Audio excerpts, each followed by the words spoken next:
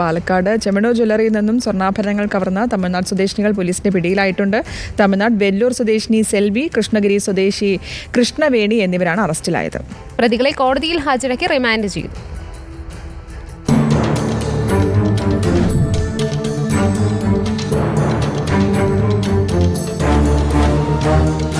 ഇക്കഴിഞ്ഞ ജൂലൈ 8 വൈകിട്ടാണ് തമിഴ്നാട് സ്വദേശിനികളായ സെൽവിയും കൃഷ്ണവേണിയും സ്വർണം വാങ്ങാനെന്ന വ്യാജേന ജ്വല്ലറിയിലെത്തിയത്.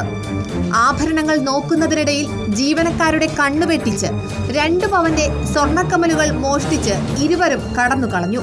ആഭരണങ്ങൾ കാണാതായതോടെ ജ്വല്ലറി അധികൃതർ പോലീസിൽ പരാതി നൽകി. CCTV ദൃശ്യങ്ങൾ കേന്ദ്രീകരിച്ച് നടത്തിയ അന്വേഷണത്തിലാണ് കൃഷ്ണഗിരി സ്വദേശിനിയായ കൃഷ്ണവേണിയും വെല്ലൂർ സ്വദേശിനിയായ സെൽവിയും കോയമ്പത്തൂരിൽ വെച്ച് പാലക്കാട് നോർത്ത് പോലീസിന്റെ പിടിയിലായത്.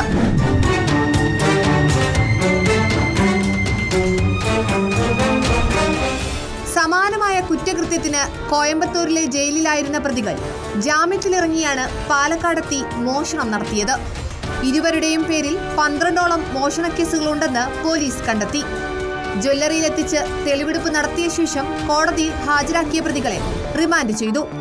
റിപ്പോർട്ടർ പാലക്കാട്.